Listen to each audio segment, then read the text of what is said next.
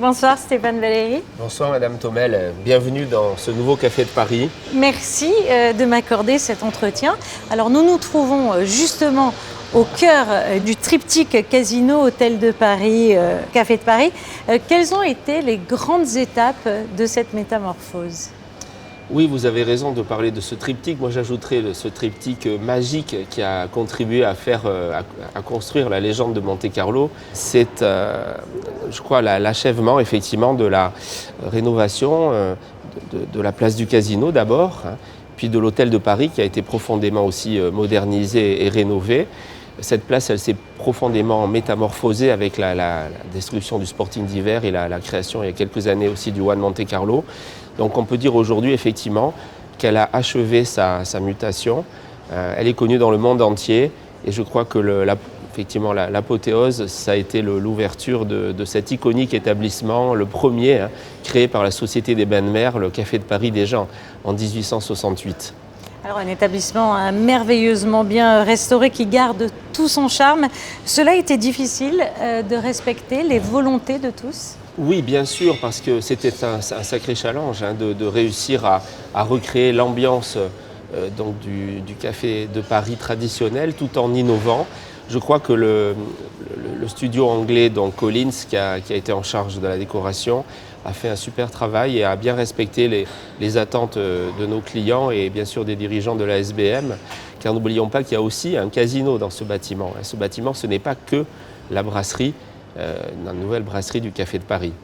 Alors d'ici quelques mois, il y aura également un tout nouveau quartier, un quartier autour du Café de Paris avec des boutiques.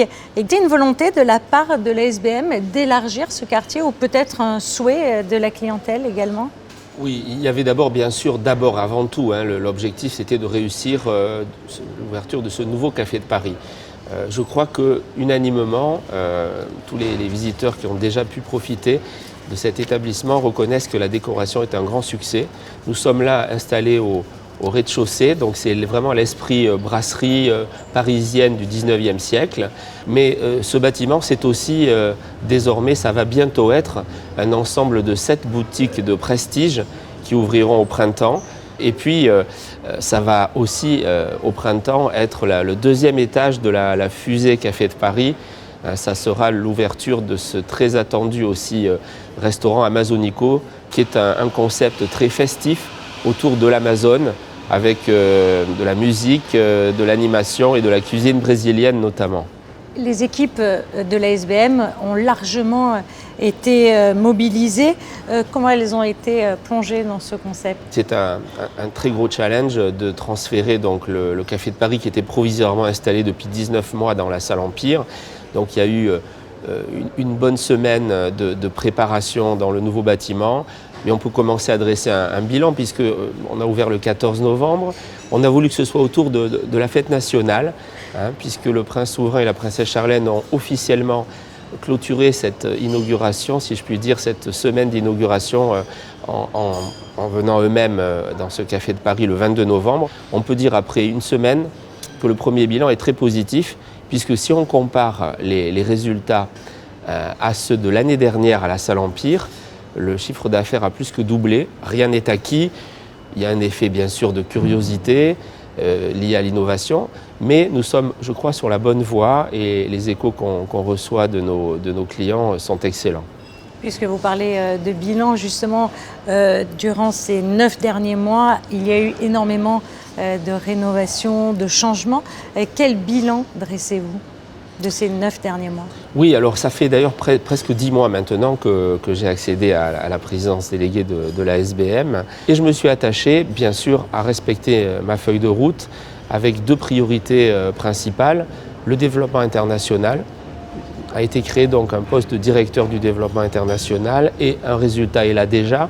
Nous avons acquis, vous le savez, en octobre dernier, donc un des plus beaux palaces, sans doute le mieux situé de la station de Courchevel 1850, le Palace des Neiges. Nous allons maintenant le rénover, le restructurer profondément pour en faire un des plus beaux palaces des Alpes.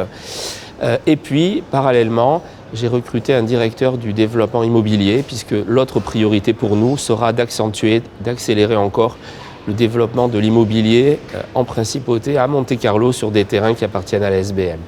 Et avant de se quitter, Stéphane Valéry, un mot peut-être sur 2024, encore des nouveautés?